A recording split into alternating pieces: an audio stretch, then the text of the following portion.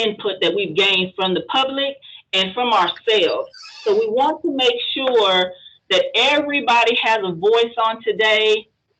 If you have been working with anyone or if you've had any input, today is a very important day that we actually get that information posted, and Penny will actually be doing that live during our meeting today. So I hope everyone, in meeting 5, again, we will be going over pretty much doing the same thing, but just finalizing some things. But just remember that we always have the opportunity to change, revise, add. This is our opportunity to let our voices heard as we represent higher education and post-secondary readiness. And finally, our 6th meeting, we will be looking at our final policy considerations and how to define each student group and recommendations on policies. So we'll also be looking also at the reporting structures and other resources as far as materials. So if we're all ready, Ms. Penny, we'll move on to the next slide, talking about our prioritization. So I know in the past when we've discussed our options and our feedback and what we were looking at, we at our last meeting, we talked a little bit about our must-haves, our should-haves, our nice-to-have, and our long shots. We really just focused on must-haves and should-haves, I think, at our last meeting. But today, we'll have the opportunity to look at what we've submitted in the past. We can review that. We can look at what is on the top of the list that is also in your PowerPoint presentation for representation that is common between all the committees, and we can prioritize those based on must-have, should-have, nice-to-have, and long shot.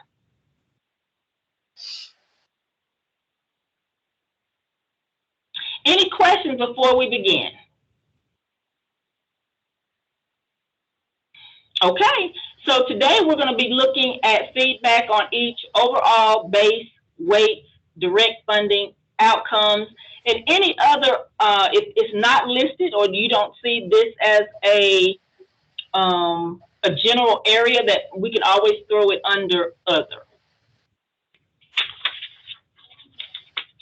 So on the overall feedback that has been reviewed generally, we have 4 requests that have been listed. The first one being districts should not receive less state funding than they currently receive in the BEP, which we all discussed at the last meeting.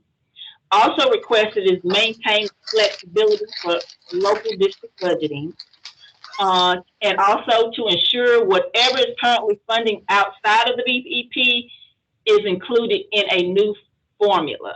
So they don't want to lose anything that they're already doing. We just want to add to make it stronger.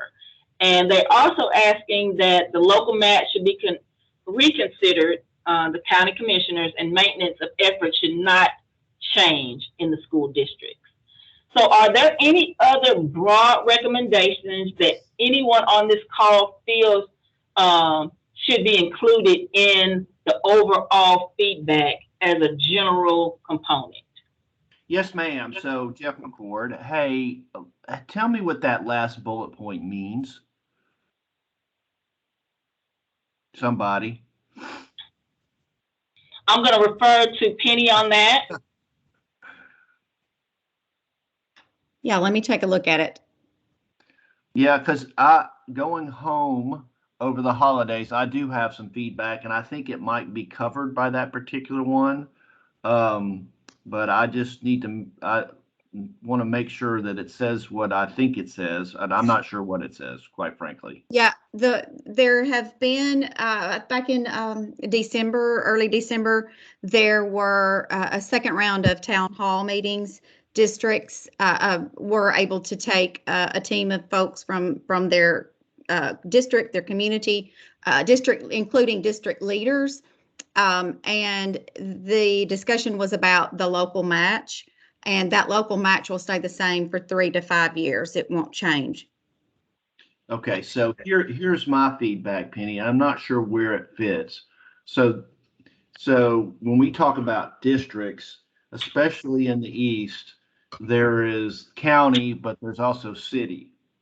Um, and there is a high degree of, from the districts, a high degree of desire for the funding to be at the county level.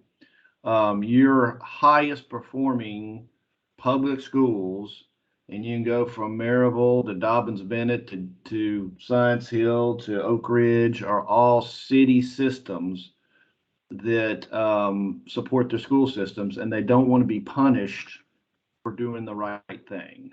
And so they really, really want it to stay at the county level. Does that make sense to you, Penny? Yes, so as I record this, so would you put that in a statement form so that I can record it correctly?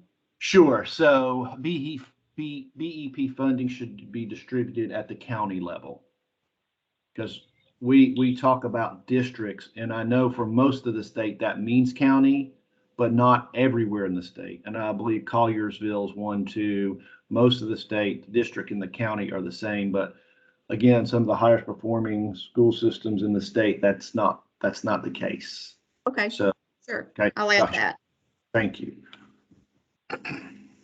Hey there, two things I had. This is David Mansuri on this first slide, and the second is actually just want to build on what the commissioner said about local fiscal capacity. One thing that I noticed that was in many of the comments that we were provided to review, and that I've also heard in other conversations, and that is also SCORE's perspective on this question, is that a really critical general priority is that there is a substantial increase in the overall investment in K-12 education. And I don't see that listed anywhere here. So I just would flag that I think the first item, I think it's right, but I would also say, at least from everything I've seen, that there's been a pretty clear set of feedback provided that there should be an increase in the overall investment, and obviously that increase should happen along with redoing the formula so that we can be sure that the investments are going to the right places. But that's something that I didn't see on this slide that I do think has come out in most of the feedback that I've seen, and that we were provided, that this overall increase in investment in K-12 feels like an important priority. And then the second thing I would just say on the local match question is, this is maybe just some feedback and also maybe a question. I do think this is a piece that's actually really important for us to be talking about. And I think from our perspective, specific feedback we would share there is that we need to be addressing this question of fiscal capacity as part of the conversation related to redoing the formula and not as a separate conversation. And the three things that we would say specifically on this question are that the state should adopt a single fiscal capacity measure. We actually would advocate for moving to district level calculations instead of county level calculations. And also that there's an absolute fiscal capacity approach that we're using. So just want to share that those are kind of our specific recommendations on that fourth point. And I do think, to the commissioner's point earlier, this is a really important item for discussion. So yeah, I would agree. It's an important item for discussion. Penny, I'm going to tell you, you can get hard pushback if you do it at the district level and punish those schools for investing in their school systems. Which is how they're going to see it. And so this one will be a thorny one. So, and again, the perspective is going to be, these are the highest performing school systems, and because of the investment made, and now you're going to punish us for it. So so anyway, that's pretty clear from, and again, it's a little bit different in some places in the state where districts are not the same as counties. So, David, would you like to add those 3 things to this overall feedback section? Or are those just things for the group to consider? I'm sharing those 3 things as my feedback on what should happen to local match. Okay. Okay. And I will say this, there is also municipal and a suburban subcommittee who are as right there with you all. And I facilitate that one as well, just happened just by chance. And Dr. Ted Horrell is the chairman of that. And so he's in one of the municipalities in Lakeland, actually. And so they are discussing this quite a bit, and they have put some of these recommendations in their overall feedback. But Penny, I do think for the my perspective at least would be for the overall slide here. I think the 4th bullet captures, local match should be reconsidered. We should think about the best way to do that. I think the only thing that feels to me like it's missing from this slide at least is the need to substantially increase the overall investment in K-12, which just seems like feedback I've seen almost everywhere that I've looked at feedback so far. Okay, I'll be sure and add that one. I have that one. And actually on today, Penny will be typing these. So if there's any changes or rewording that we need to do today, please let her know as she actually enters this information. So it's very, very important that we get it right. I've got a process question. So the previous slide you had up on the overall, I'm assuming that's overall feedback you're getting, not just from this committee, but you're getting it from a lot of different sources, because we haven't discussed the majority of these items, in our subcommittee. So I guess to your point, Penny, that there are subcommittees dealing specifically with all of these items. I took a very narrow perspective, and maybe that was wrong, but I took a very narrow perspective on our work to look at higher education, post-secondary readiness only, and not all these other issues, because I'm afraid that, we're already 17 minutes in, we got about 40 minutes left, and we're not going to get to higher ed. The readiness piece is my concern, and I'm not sure. So the process question is, are all the committees reviewing everything? And how are we going to get down? I'm not sure how we're going to get to what we consider to be absolutely necessary, that those different categories that you have here in the next slide at all. So I'm just a little confused, because I don't disagree with anything that's been said. I'm just concerned that we're not going to get to our task at hand if we're tasked to review everybody's feedback. You're right. These are trends that have come out of town hall meetings, that have come out of all of the subcommittees. And today's charge is to, and I'll pull this back up, let me get this slide, is to get in writing this committee's recommendations of must-haves, should-haves, nice-to-haves, and long shots, as much as we can get in there. And these slides in the PowerPoint are really refreshers to remember what the base looks like, okay, what the weights look like. But these are trends across all of the feedback so far. So you are correct in that we do have to get, that's our charge today, is to, and these are, these guiding questions are things to consider as you all are actually writing your recommendations. Yes. Yeah, because if the must-haves and all of that, if we're having to fill in those must-have, the base, the weight, the direct funding, and so forth, if we've got to fill in those based on the overall piece, we're not going to get done in weeks as a committee. Right. If we're supposed to look at those base, weight, direct funding outcomes strictly from post-secondary, higher ed, post-secondary readiness, that's a whole different ask. You know what I mean? Because we'd spend quite a bit of time on base and weight. So and I apologize. I don't, I'm just trying to get some clarity on how I'm thinking about it, because I don't disagree with anything the commissioner said or David said at this point. I'm just wondering, we're 20 minutes in to an hour session and I've got a hard stop and I don't think we're going to get to what we need to talk to. So sorry.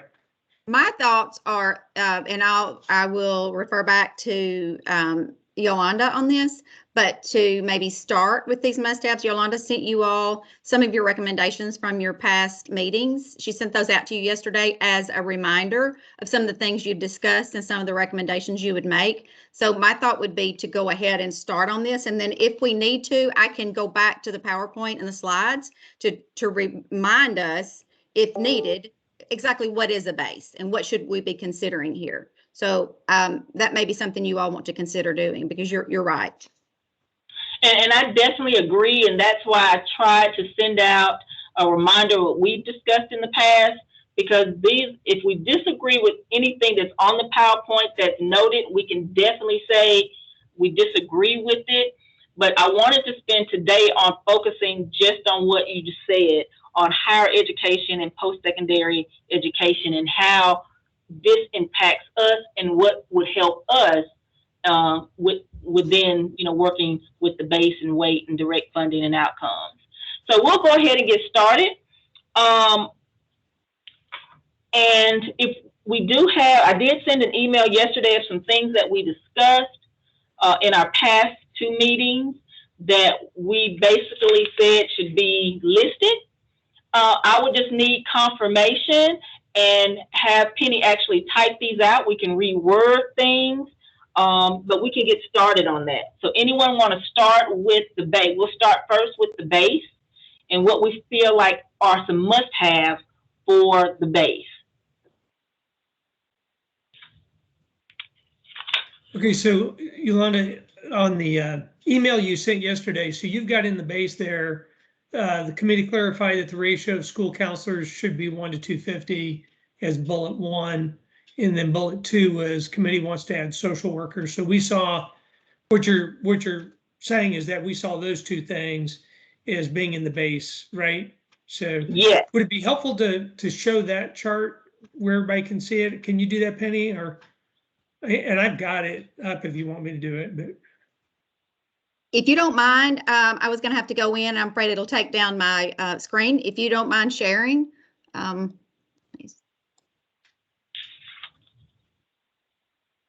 Will it allow you to share? Yeah, I thought so. And again, I didn't want to overstep, but I just thought it might help to see what we've discussed in the past. And for our base, those are 2 of the items we discussed at our last meeting. Above that were some things that we did not prioritize that we discussed as a group in our second meeting as well. So we just need to actually put in place if we want these under base. I mean, not under base, but if this is a must-have or a should-have. Can you see those right here? Yes. Okay, yeah, I tried to make it bigger, but it's making everything bigger, so I apologize. So, the only comment I've got on it, at this point in time from the feedback, and there were a boatload of emails, obviously to take a look at in there, and I'm not sure where we want to put it, and the rest of the group may have some thoughts on it, but there definitely was providing additional opportunities for not only CTE but EPSOs, just those early post-secondary opportunities in there, very broadly defined. And I don't know if we want that in the base or we want it later, but that was obviously a big concern, and we saw it on the CTE side and we saw it on the college readiness side.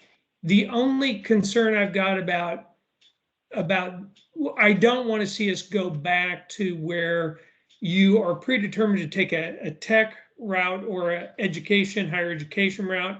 I don't want to go back to that, because I still do believe that college ready is job ready. Jobs are far more complex than they've ever been before, and we want to make sure that students have the ability to obtain the necessary skills for training advancement, career advancement, and so forth. And they're only going to do that if they take the greatest benefit out of their K-12 experience. So, but I don't know if it, just to throw out to the committee of where we would want to put in exposure and opportunities for EPSOs, and including CTE in those EPSOs.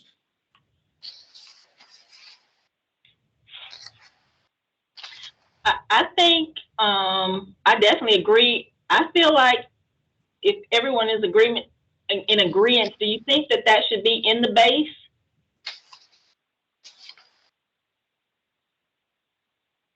It definitely is a must-have, I think.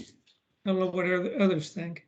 Yeah, I agree with Claude. And, you know, I'm sitting here trying to sort of articulate this also like need to help students eliminate remedial need once they land in post-secondary, right? So I'm 100% in agreement with Claude on EPSO, CTE options. So I think a myriad of options for students to choose from. I also agree with Claude, no like predetermined pathway.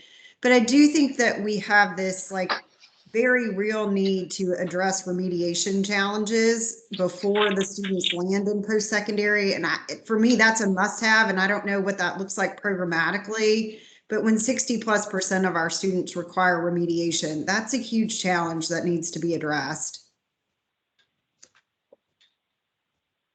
Most definitely. Yeah, I totally agree. I think actually that I see that as a precursor to what I said. And then you wonder if they're not connected a little bit, right? There are no aspirational goals because they don't know what they want to do. And, but boy, totally agree with Chrissy.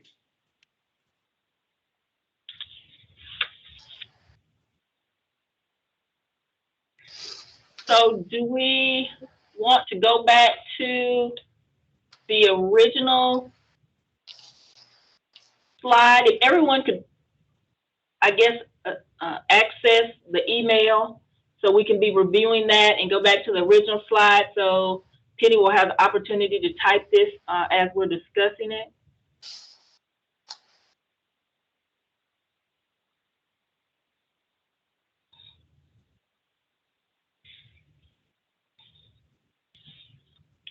Any more suggestions for Yeah, so I do have one, Yolanda. And I think we also talked about noting, and it is in those notes, the difference between a counselor and maybe a social worker or a caseworker. I really believe, and I've gotten the feedback too, that I mean our high schools, our K through 12 are, they're encountering problems that they didn't encounter before. So some sort of come alongside with social workers, caseworkers, whatever the case may be. I think that should be in there as well. It's just where we are. okay.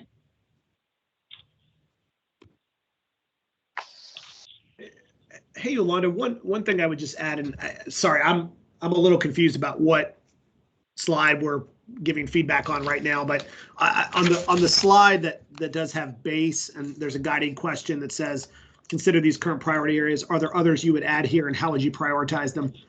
One thing I didn't see on that slide related to base was anything related to curriculum. And I just would add that in as a priority area that we would want to make sure is invested in as part of a base calculation, is just making sure that students at all levels, both at the early grades, but also in high school, have access to high quality curriculum. So I just wanted to mention that as an additional area.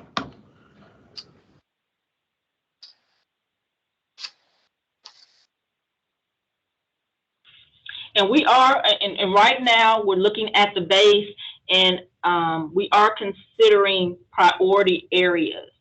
So are there any other areas that we would like to prioritize under the base, under the must-have or should-have, or and I think today the must-haves and should-haves should be our focus.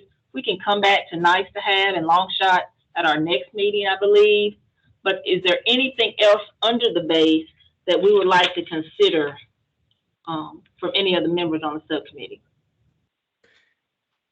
You know what, I might recommend that we pull the provide additional exposure and opportunities for EPSO and CTE down to should have, and leave high quality curriculum and the remediation challenges to must have. Would you all agree with that?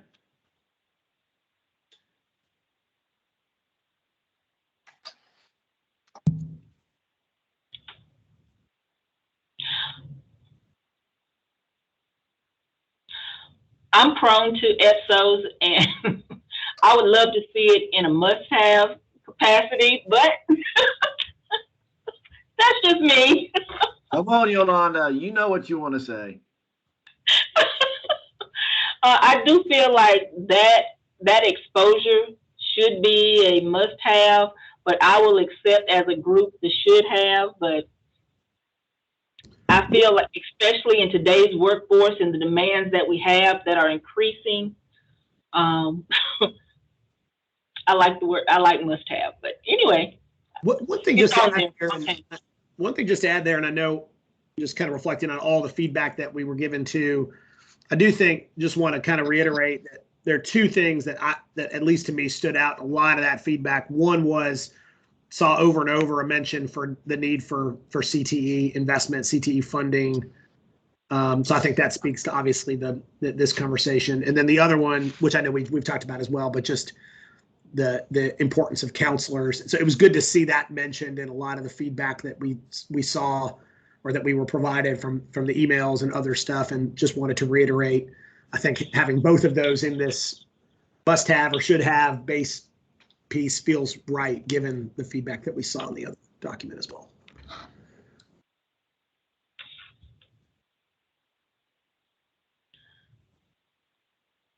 okay. Are any other additional, and again, we'll be working on this list at our next meeting. So any other additional base feedback reflections at this time? So would we put like under long shot, we've made a lot of progress in providing student funding for like dual enrollment, dual credit, and some of these other options that are out there, some of the CTE things. Would a long shot be basically that, that all, because right now they're limited based on certain number of courses and so forth. So is it a long shot to have, unlimited availability to high quality EPSO opportunities, that type of thing? I mean, it's kind of like, guys, we ought to throw it on the radar, throw it out there on the radar, because this is going to actually be memorialized in some type of a document, and it'd be nice when we're all gone that they look back and say, they said that back in 2022 and we didn't move forward on it. But I mean, there is this whole idea of paralleling for students the opportunity to be, thoroughly job ready upon graduation, because we've infused either CTE experiences, and then fully college ready because for those who are able, they're able to bring in significant number of high quality credits into higher ed. And what I mean by high quality is that they're truly college level and they meet all the standards of a regionally accredited, highly qualified institution, that type of thing. So I'm wondering on long shot, if we remove the limits on those opportunities, would that be from a funding standpoint? I love that idea, actually. To me, I would also add that at some point, students being able to meet personally to get their certifications or diplomas in technical education while they're still in high school, that would be my long-standing goal. So when they leave high school, they have the opportunity to go on to any community college or university, because they have already mastered the short-term skill attainment for credentialing in high school, that would then have that skill asset that they can move on into either expand their learning opportunities at the community college or university level. So for me, that would be a long shot. but I think that's something that would benefit the students dramatically, is for them to be able to complete their TCAT credentialing, and I'm saying TCAT while they're in high school.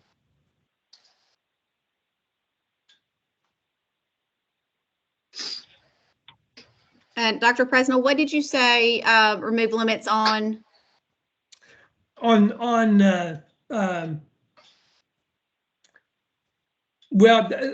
limits on the number of opportunities for CTE and EPSO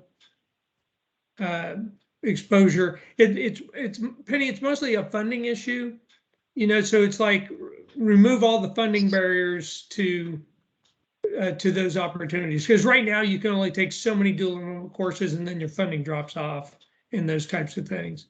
So kind of remove those funding obstacles to exposure to EPSOs and CTE. Yeah, one of the things I like to, and Chrissy's the expert on this, but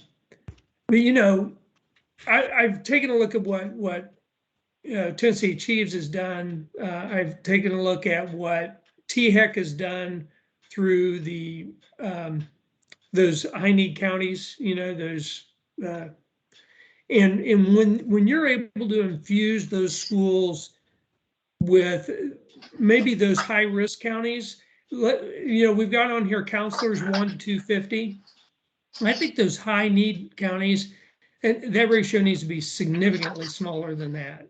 And that might be under the nice to have or long shot, but I'll tell you, some of the work that Troy did at THEC really changed the whole framework of those counties, and same with what Tennessee Achieves and the Ayers Foundation, just by coming alongside those students in more of a mentoring type thing. So I don't know if that's long shot or nice to have, but I'm wondering about, for those high risk counties, reducing the ratio of school counselors. And Chrissy, you might come up with a better number than I could, but it really needs to be significantly smaller than 1 to 250. What do you think? Yeah, I'd say like 1 to 100 is sort of the magic number in those. And I would, I think it's almost high school based, because I can think about schools in Memphis, for example, that could really benefit from extra support in that very specific college ready, college preparedness sort of way. That could also go in the weighted section, under must-haves in the weighted section. It probably fits better. Yeah, I think if the right number is 1 to 100 as a maximum, we ought to put it. We ought to put it, whether it's must have, maybe it's under should have, but if it's 1 to 100 maximum, then we ought to put it. Real quick, I love this. I would not put it under a weight. I would have this be part of the base. This is this is a core fundamental thing that every student should have access to. Okay.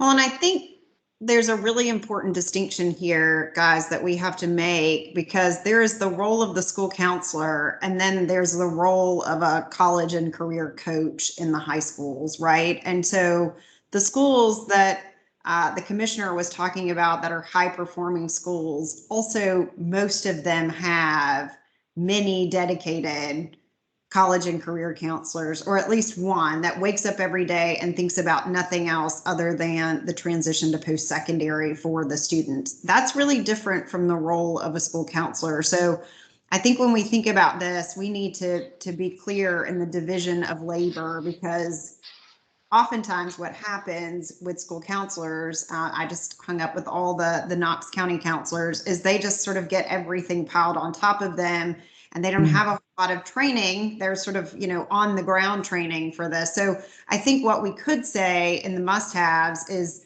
here's a counselor ratio that we feel really good about, but also here's a college and career coach ratio that we also feel like should be addressed in the base. And you nailed what I was thinking, was the career college piece, and adequate training for them, because I've been in a lot of polling situations, and they would bring in a group of counselors and they would talk about college in college affordability, and they had no idea what college costs actually were. And so they were already funneling students to certain directions because of their lack of understanding of college cost and college admission. So you're right, it's the college and the career, the college and career, because some people are not going to go to college. I get that. But having them really thoroughly trained is really important too. But that's exactly what I meant, Chrissy. So thanks for bringing that up. Sure. Chrissy, how would you have me share that? Adequate training for school counselors? Anything? How would you have me change it? Yeah, I would think what we say potentially is that to ensure, I mean, I think adequate training for school counselors works just across the board, but I would just say ensure that every high school has a highly qualified college and career counselor. Mhm. And I mean, I think that ratio should be 1 to 250. I mean, so again, school counselor and a college and career counselor are doing very different things. So making sure that we have a division of labor there. So you could use the same ratios, right? High need schools, 1 to 100, other schools, 1 to 250. But, I would go back to David and say, if we're putting this out into the ether, let's just say 1 to 100 for all of it. So change this ratio to school counselors should be 1 to 250. I mean, 1 to 100. Is that what you're saying? Change it from 250 to 100. I'll defer to my fellow committee members, but I mean, if you want to move the needle, human capital with at-risk students is the needle moving component. So let's do it. Yeah, let's do it. Don't be shy about it. Agreed. Go for the gusto.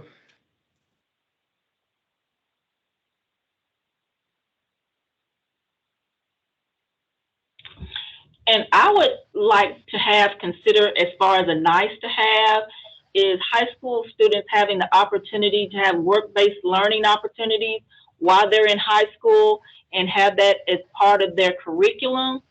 So they're actually able to go out and experience, like on the job training and count that as part of their curriculum as well. So work-based learning to me is very, very important, whether that's in the form of an apprenticeship or however we model that. What are your thoughts? I second it. Preach, Yolanda. So I think it does belong a nice to have instead of should have, but it would be a very nice to have.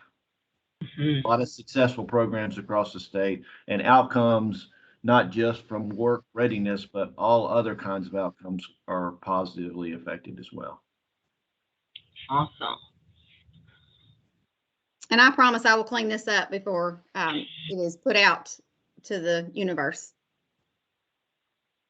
And then Yolanda will approve it. Now, I will just talk a little bit about, is there anything else anyone wants to include in the base? Okay, I don't know.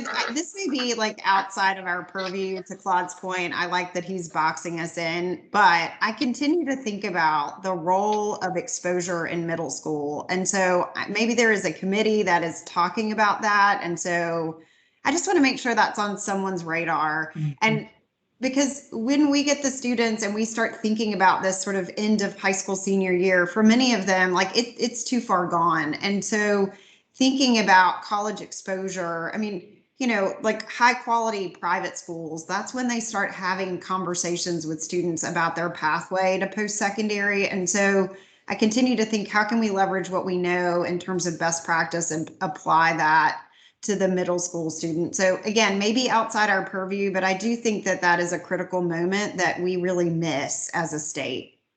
Agree. I honestly don't think it's outside of your purview here. I think it could be, and it could be included somewhere in your thoughts. Because that's part of the K-12 experience for your area. So this what is do we Logan. think like about a portfolio or something that starts for students? Like maybe that is, what is that? U-Science. I know a lot of them are using that at this point, but are they actually like sitting down with someone and talking about their aptitude and interests? Like, so, I mean, I don't know enough about middle school, in full disclosure. I just know we're not doing enough. That's Sorry, happening. There is a push with and I'll speak from my experience and what's happening in my core world, but there's a push for the CTE consultants to be having conversations in middle school. So they're encouraging districts to implement these middle school conversations and middle school experiences for students before they ever get to secondary. So there is a push for that.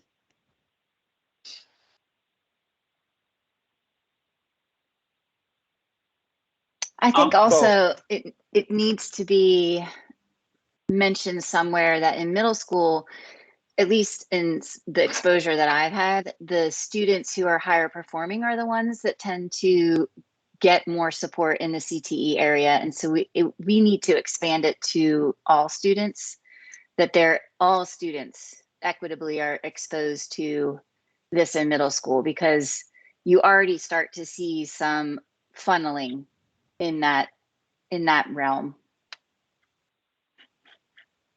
okay. You might consider it, I don't know, in the outcomes, if schools or districts have these programs, because it has, they might need some sort of funding if they're doing these programs in the middle school. So you might put it in outcomes if they have these middle school programs. That's just a thought. Okay. So, Go right ahead. yes, so it's Logan. So earlier in the conversation, I believe it was Chrissy, brought the conversation about remediation. And I just want to use that term as a shortcut to just talk about the need to ensure that that we have base, must have, whatever. I mean, I'm not sure how to articulate this. We need to give our public education as much support as possible to help reduce the levels of remediation or needed, or students are going to need remediation when they go on. I mean, one of the things that industry says it. I mean, we said at the higher ed level. I mean, students arrive in mass, particularly African American students urban in school district. They arrive in mass that are not. They don't have the skill set and the knowledge to achieve in higher education, and we need to help. I mean, there's nothing wrong with these students. There's nothing wrong with their brains. They have all the talent in the world. They have all the swagger in the world. You can't tell them anything. But they are just not. They are not ready, and it's in mass. It's not just a sector. And so, in my mind, as I look at our list, and I think, what of these things? All of these things are good, and I don't dispute any of them. But I think that's core and fundamental to me, that students need to know how to just read and write at a high school level, and often they come unprepared in mass.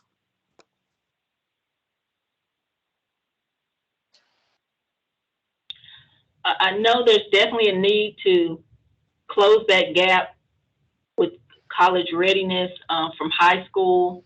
I'm not really sure. It definitely needs to be addressed, and maybe the alignment of coursework for, college readiness might need to be better discussed, or meetings need to be had to reduce that remediation. And I know we're now at around 9:49, and we're still on the base. I'm going to ask Penny, could it be an option that if we sent this reflection for the subcommittee to each subcommittee member before our next meeting and have them actually add their thoughts, and then so we're just not so crunched for time in a discussion mode, but we can actually see the thoughts of everyone, because I don't want to exclude any. I definitely want to, have our, robust conversations, but I do think allowing everyone the opportunity to include their thoughts or maybe something that they've worked on that we haven't gotten to, would that be an option to send this form in its present form? I know this is what we've done today and we still have 10 minutes to go, but I just want to throw that out there to the subcommittee. Would y'all be interested in doing something like that? So for our next meeting, it's more interactive and you can make sure that everyone's voice is heard and it's included. Yolanda, I think that's a good idea, and maybe just start not with a blank sheet, but what the feedback was, and then we can edit it, and I think it'll go faster. And we'll listen to Claude and not talk about anything else besides weather. I agree. It's a great idea. Yeah. Okay. I just want everyone to be heard, and I don't want to overlook anyone. And I know we're all very passionate about what we feel should be included, and I don't want to miss it. I don't want to miss anybody's interpretation. So would that be something that you could approve, Penny, that we do? Oh, absolutely. Yolanda, you can share this document with them and let them add to wherever they think it should be. This is their document. This is the committee's document. And so they can add to it, and we can take a look at it at our next meeting. I will say though that TNEDU is going to share publicly a draft next week of some of your thoughts. So we would probably want to get this back in sometime this week. I know this is Wednesday, I think, but you might want to get this back in. When is the 10th? Is that next Monday? Yeah, that's Monday. I know TDOE is going to share a draft of all the subcommittees' initial recommendations. It's just a draft and it can be changed. Okay. If we send this out today to everyone and ask that it be returned back to me by Friday, and then everyone's thoughts into one Word document, knowing that at our next meeting, we can edit, we can revise. Would that be something that everyone's interested in doing? Yeah, I think that's a great idea. If one thing I'd like, Yolanda, if we could, before we leave then, is can we just make sure we have common understandings of what's meant by weight direct funding outcomes, those categories as it relates to this? And then that way we're just kind of working off those common ideas. Okay, thanks.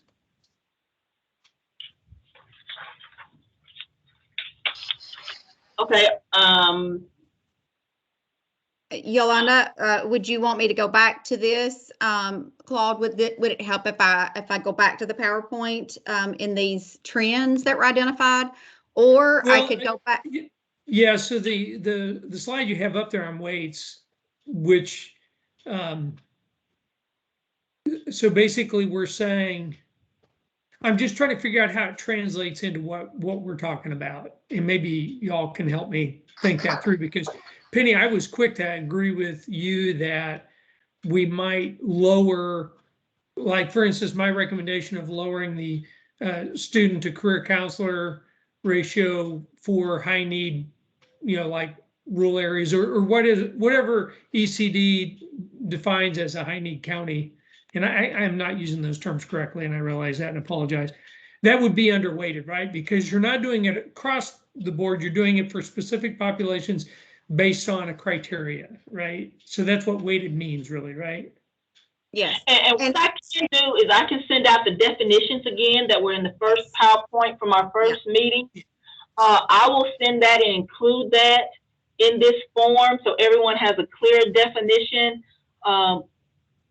if that would be helpful as well. Yeah, and then they're kind of in here, Yolanda. I was just trying to make sure I understood how it applies to what we're trying to talk about. Most And definitely. Yolanda, I think including those guiding questions will help focus us as well. Okay, I will do that as well. But just so I'm understanding, because my brain went somewhere like insane for a second, I think this is going to be attached to the student in the high need county, not specific to the high need county. I think they're called at-risk county though. Now I'm using Cloud language. Anyway, is that right? How I'm thinking about it? That's how I understand it. Okay, that's what we want. I mean, that's the ideal situation, right? Yes. Okay. And again, although I'm the chair, I work for all you guys. So I'm just trying to make this as easy and transparent. You're doing great, Yolanda. You're doing a great job. Well, thanks.